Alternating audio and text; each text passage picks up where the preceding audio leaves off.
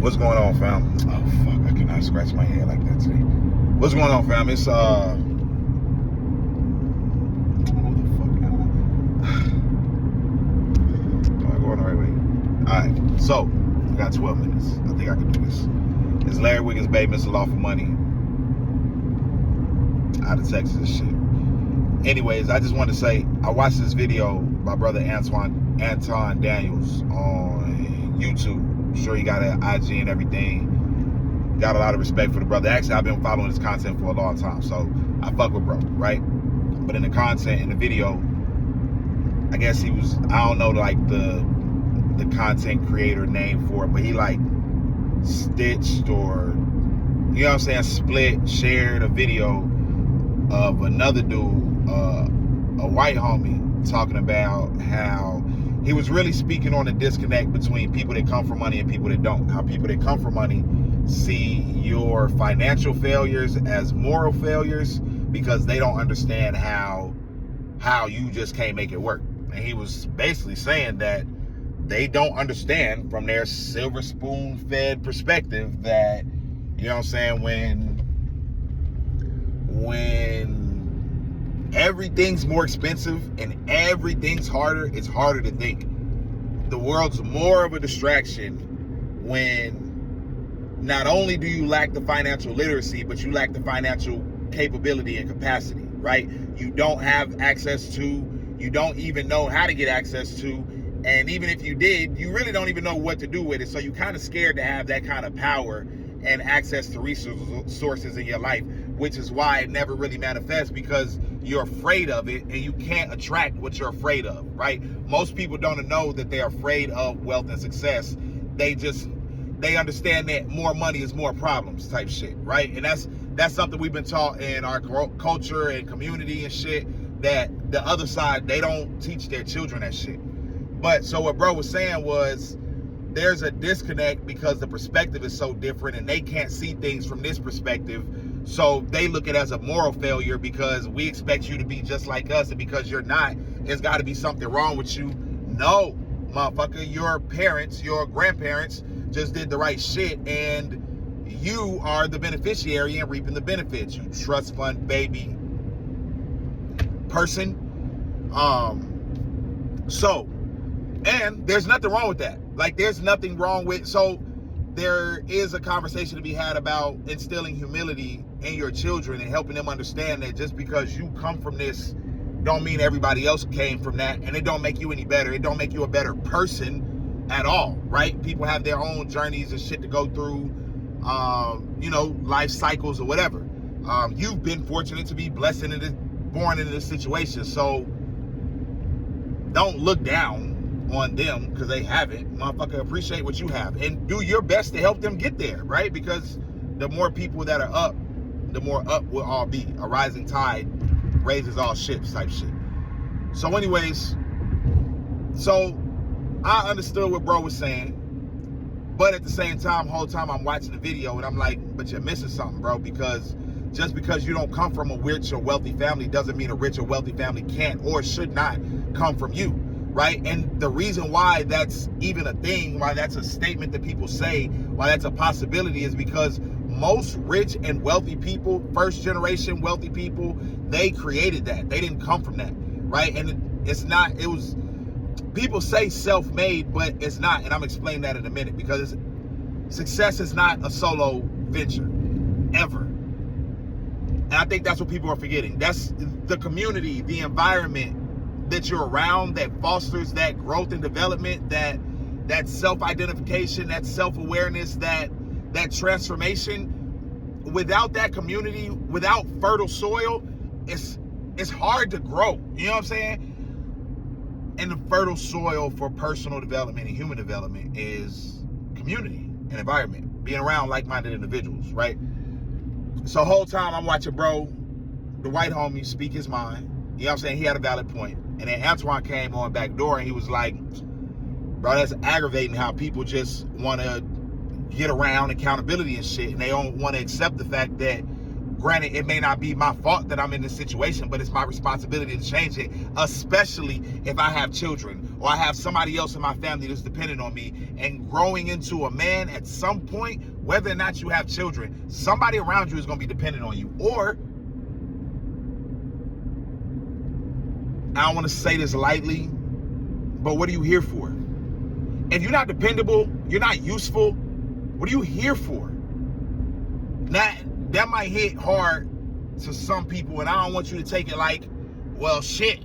You know what I'm saying? Don't take it like that. But if you haven't identified your use, your purpose, your gift, your talents, right? If you haven't identified why I'm still going the wrong way, goddammit. Why you're here, right? That's part of the problem. That's why you're not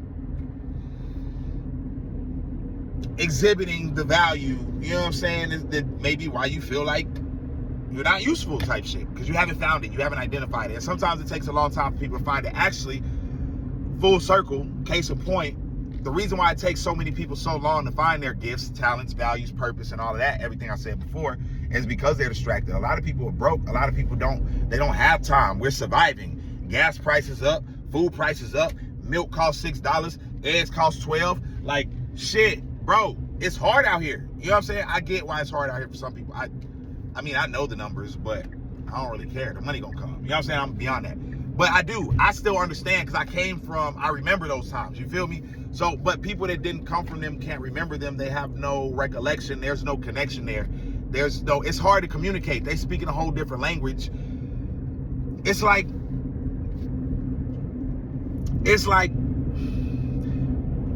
being on the ground floor of the building and trying to talk to somebody that's on the 12th, 15th, 30th fucking floor.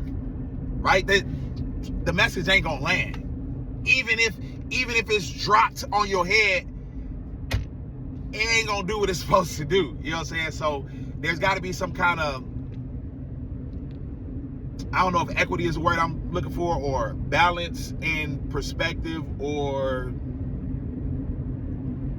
some people just shut the fuck up because they don't know what they're talking about now. You know what I'm saying? Everybody got an opinion, but it don't mean it's really valid.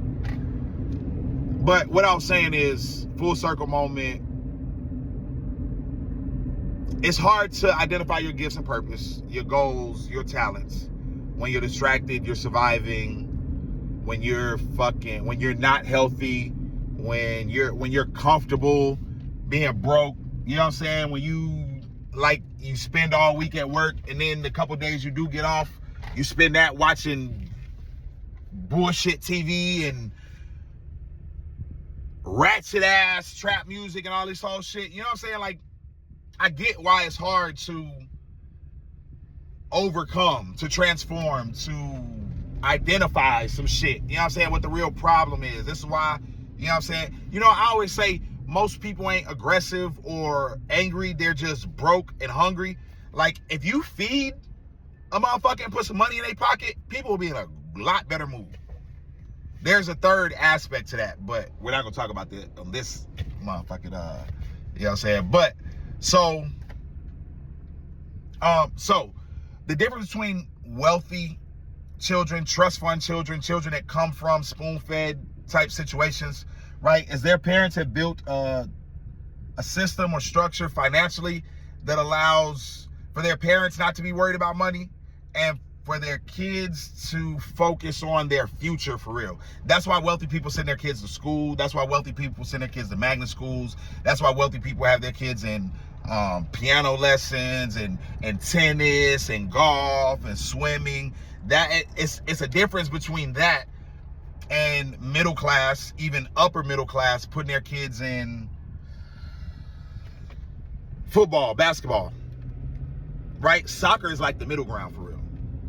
Soccer, tennis, swimming, that's the middle ground. Everything else, like I was speaking to a young kid I know, he drives Formula 3 cars, and he just came back from Italy and shit. I was talking to him and his parents, and he made the remark that it's hard to catch up over there because it's culture over there. Like, he's learning what's innate in them. And I said, yeah, because that's their culture.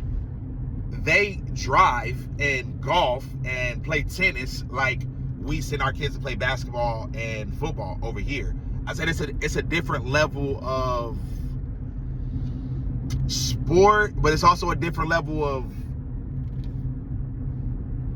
finance, different level of wealth, right, that you're dealing with, right? Formula 3 driving ain't cheap, if you didn't know. So anyways, let me just close with this, right? I've already said it may not be your fault, but it's your responsibility, and you may not have come from a wealthy family, but a wealthy family deserves to come from you.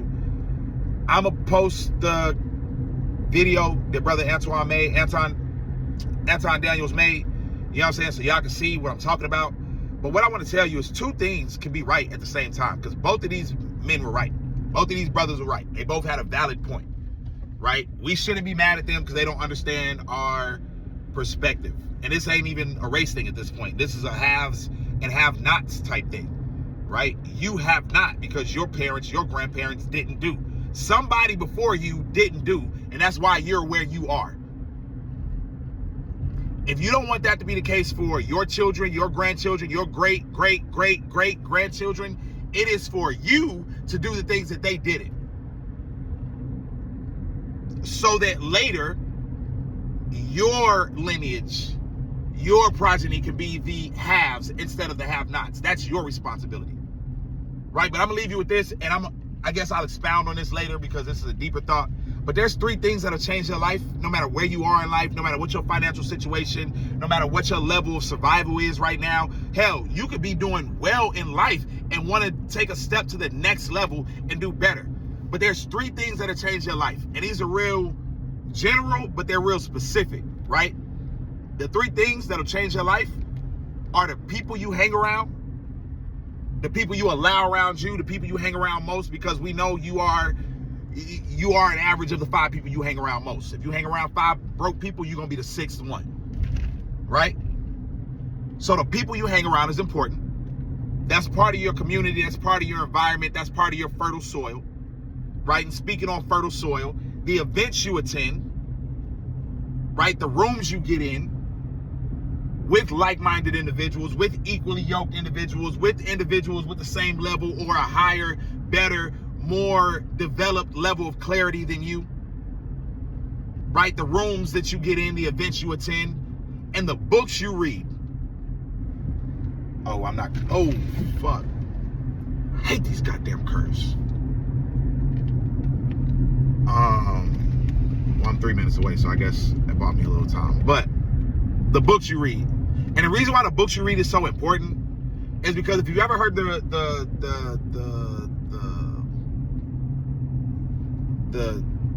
I don't know, what is it, adage, the old adage that readers are leaders, right?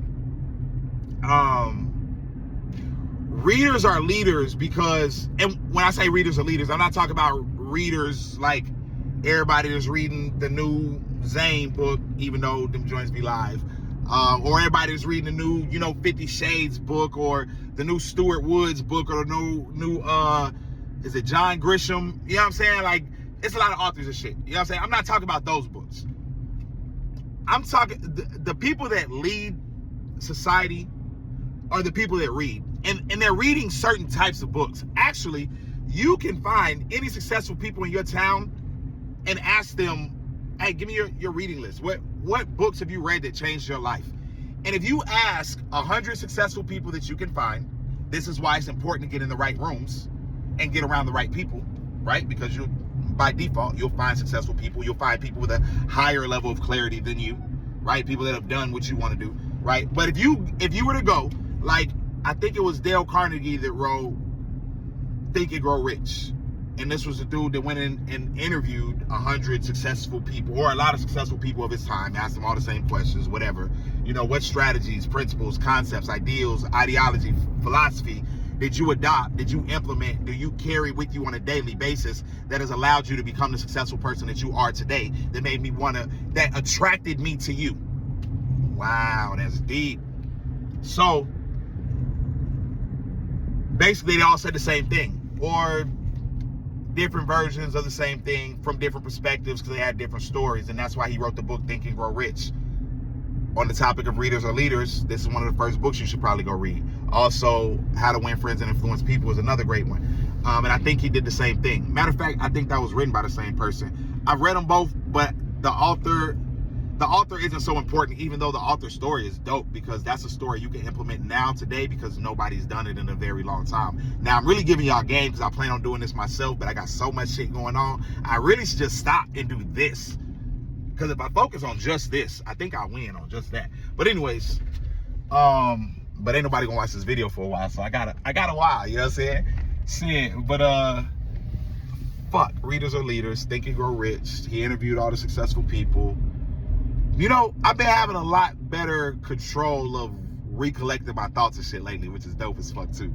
But, so readers are leaders. The reason why readers are leaders is because they're not reading smut books. They're not reading just for entertainment. They're not reading just to be distracted. They're not reading just to kill the time. They're not reading just to, you know, pass the flight time or the wait time at the airport. Readers are leaders because they're reading specific material. They're reading material that will expand their mind, expand their vision, expand their clarity.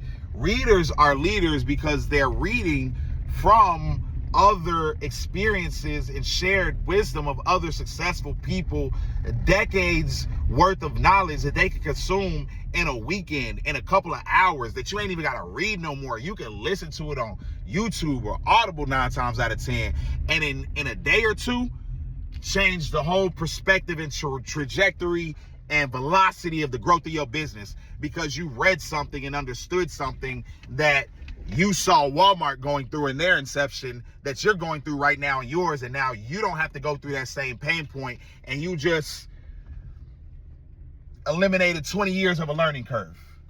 This is why readers are leaders, because they be 10, 20, 30, 50 years ahead of their peers, because they have access to knowledge from other wise individuals in their space, right? Because it's cool to be a copycat as long as you copying the right cat. The thing is, y'all copying the wrong cat. Y'all copying these people out here, you know, jewelried up, bust down in they gold and shit. People getting all this money, all these checks, and they not doing nothing with the money. Like, copy the right cat, read the right books, get around the right people, get in the right rooms. And always have respect for people. You're not better than them just because you got a little money. Like, you could be real fucked up real soon because of a couple poor decisions, or because of a poor communication, or because of poor discernment and relationships that you built and invested in that turned around to bite you in your ass when you knew damn well when you started, I probably shouldn't be here anyway. Like, you're not better just because you got a little paper. Hell, you're not better because you wealthy and successful. Fuck, you could be messed up real quick too. You know what I'm saying? So there's a lot to unpack there. I'm gonna drop the video and shit, and I'm gonna let y'all hear this one or whatever. But yeah, fam. If you want to, here's what I want you to take from this. If you didn't come from a wealthy family deserves to come from you, but it's your responsibility. And just because you weren't set up properly or on the right foundation, or it wasn't made easy for you, doesn't make it any less your responsibility or your problem to solve. Because especially if you had children, they deserve the best out of you. It's hard, it's confusing, it's uncomfortable, but I understand that a confused mind does nothing, which is why you need to get around different types of people in different rooms and read different material, invest in your mind and what you consume environmentally type shit, not just what you eat, right? It's hard, it's uncomfortable, you don't know. It's uncomfortable, nothing comes in a place of growth. Nothing grows in a place of comfort. If you comfortable being broke, stay there. But if you can say you not comfortable in your current situation and you not broke, you're just in a financial transition, right? But this should be the start of that transition and that transformation period. You feel what I'm saying? Nothing grows in a place of comfort. And choose your fucking hard. Is learning how to manage tens of millions of dollars in an asset portfolio that's gonna outlive you and feed generations of your family after you're gone. Is that gonna be difficult or uncomfortable? Sometimes, hell yeah. But which difficult would you prefer? Because having to decide between whether I get eggs or milk, what the fuck?